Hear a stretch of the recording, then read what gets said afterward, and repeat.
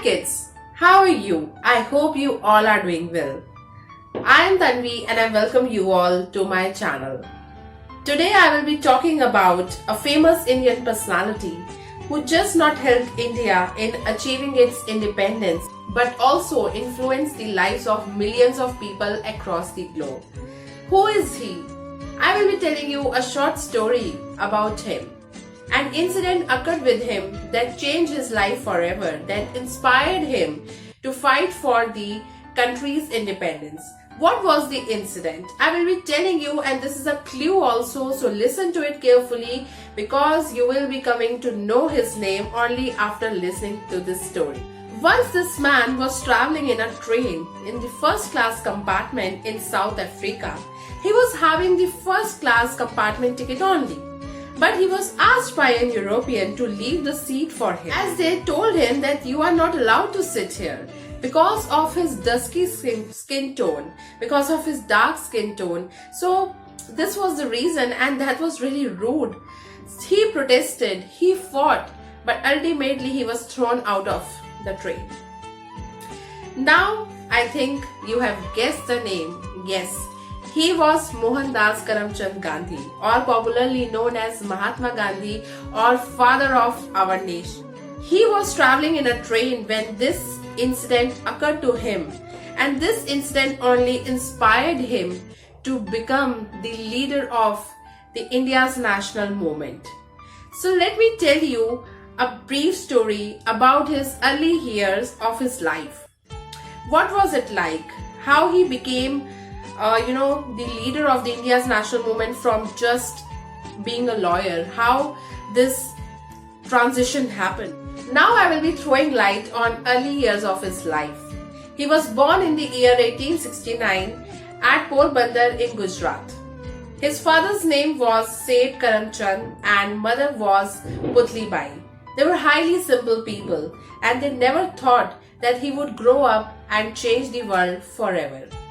In his school time, Mahatma Gandhi was not a very brilliant kind of a child. He was an average student, but he was a boy of principles.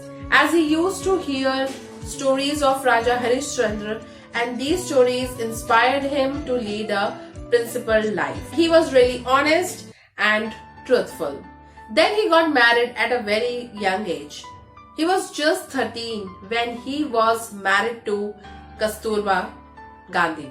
Then in 1890s, he went to England to pursue his law degree, and after completing his degree in law, he again came back to India. But then in 1893, he again left for South Africa as he was appointed as a lawyer. He got a job in an Indian firm there in a law firm, and he accepted that offer and moved to South Africa. There he stayed for almost 21 years. At that time, South Africa was under the control of the Europeans. They used to treat dark-skinned people very badly, and this was not liked by anyone, especially the Indians residing there and the people, dark-skinned people who were the natives of this country.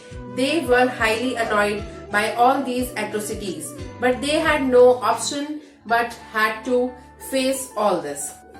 But when an incident took place with Gandhiji, like I told you in the beginning only, when he was traveling in a train and he was asked to leave his seat because he was traveling in the first class compartment, and he was asked to leave his seat just because he was a dark-skinned person and was thrown out of the train. This event transformed his thought process and his life, and he decided that he will be soon doing something to end all these suffering. And he led many campaigns against the racist discrimination afterwards, because he recognized that people who were the natives of that country, they were actually suffering, and people from outside were controlling them. So this was never liked by anyone, because if somebody has come to your home and he's or she's a guest and he has taken all over the control of your house, then you will also be not liking it. So same happened with him. So this event transformed his life forever, and this only helped India to achieve its independence. Now let us move forward. So he led so many campaigns against the racist discrimination, but how did he do that? Did he use any arms, destruction or army? How he was doing all this? He was using non-violence. He was using a technique called non-violence. We call it ahimsa, without using any force or violence.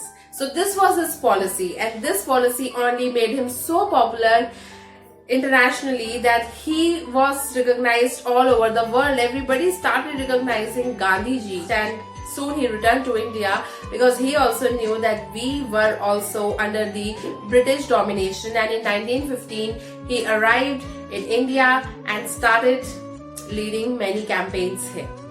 So when Gandhiji arrived in India at the age of 46 in 1915, he spent almost a whole year traveling throughout the country because he wanted to talk to people, like what were their needs, what were their aspirations and the problems faced by them.